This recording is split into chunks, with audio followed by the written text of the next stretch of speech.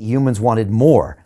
And then in that pursuit of wanting more, we start getting into the issue with central banking and inflation, et cetera. Maybe you can explain that link a little bit better, because you have that same thesis that as humans, we always want more. We always want something that we don't, what is it? Nothing. For nothing, right? That's an important core thesis of everything you're saying, because a lot of people either don't want to agree with that or don't want to think about that. But that is part of the root of the problem of what we're even talking about here, right? Yes. Well, it's the thing that's kind of paradoxical or maybe ambivalent, you might say, is that, and there's a whole deep metaphysical conversation here, but I want, where should we start? The universe is kind of something for nothing, right? We don't really know. Maybe the Big Bang is not the right model, but all of this came from basically nothing, according to a lot of modern physics. So the galaxy, actually, all the stars in the Milky Way galaxy and many billions of other galaxies throughout the universe, they are storms of stars revolving around a black hole. We've identified a black hole at the heart of almost every galaxy. So there's something revolving around, nothing, the ultimate nothing. And in man, the heart of man is never satisfied. So there's this black hole in all of our hearts, effectively, that's driving us to pursue something for nothing, right? We always want more, frankly. And it's ambivalent because it's driving the entrepreneur, right? The entrepreneur is trying to brilliantly, elegantly, but sort of lazily solve problems, right? I just want to create a tool that will let me leverage my efforts, right? Let me accomplish greater aims with less effort. That's it. That's the other pursuit of the entrepreneur. So to get something for nothing through innovation or trade, right? That's a pursuit. But if you cross this kind of moral line, you can also get something for nothing by stealing or being violent or aggressive. So it's this ambivalent black hole in the heart of man, I think, that drives economic activity in the world. And to get back to, I'll branch this into central bank, and this is very broad strokes because we're covering a lot of human history briefly. But so in this pursuit of something for nothing, we're trading, we're innovating, something emerges as the most tradable asset in different economic networks across the world. But as these economic networks start to interconnect themselves, especially in like 18th, 19th century, when we start to develop telecommunications, the world starts to become kind of one big mind, effectively. And so market actors, through their voluntary action, are pursuing a form of money that best provides 5 services. And this is, you can think about this as the properties of money, or just the services that market actors seek in money itself. And this is an important point too, that will help us with Bitcoin later. People often get really hung up on physical goods, like what is this physical good? But a better way to think about the economy is that all market actors are seeking are services ultimately, right? I don't care about the physical Tesla. I care about how fast it can move me. I care about what form of status representation it gives me. There are services that car are rendering to me. That's what I'm actually demanding. It has nothing to do with the physical object itself. Right. Now, oftentimes those services need certain physical features, but it's the services ultimately that matter. So that's an important point to remember. In money, we're seeking a tool that provides us 5 critical services or properties.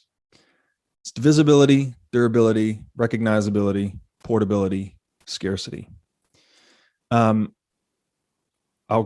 go into detail on that after if you like, but essentially monetary metals best satisfied those 5 properties, right? As a tool, they were the most divisible, durable, recognizable, portable tool available historically. Of the monetary metals, gold was the most scarce, which is to say that, as we said earlier, its supply was the most predictable. It was the hardest supply to change. Therefore, it was the most inflation-resistant money.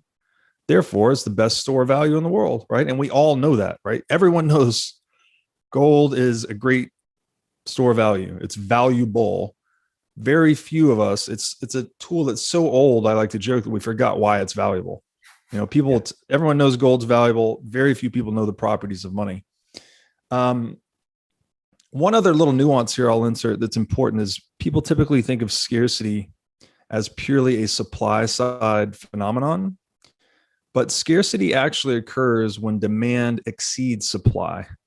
So you can have something that's extremely valuable, but non-scarce. And if it's not scarce, it's not going to have a market price. Oxygen is a great example here. Clearly, oxygen, very valuable to life, but it's so abundant that there's no market price for it yet. Hopefully there's not. So gold was the best monetary technology we had historically, but it had one critical shortcoming. This is a technological limitation that introduced an attack vector for central banks to exploit.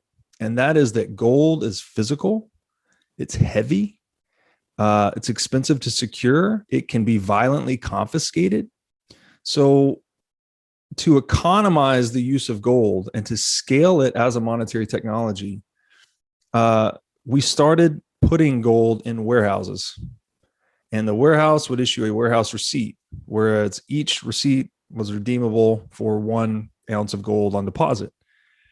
Market actors all of a sudden figured out, okay, this is a much cheaper way to transact in something that's as good as gold. So in that one property of money that gold really lacked, which was portability, currency positively augmented the portability of gold such that it made it globally transactable. And this was escalated even further when we later abstracted currency into electronic form.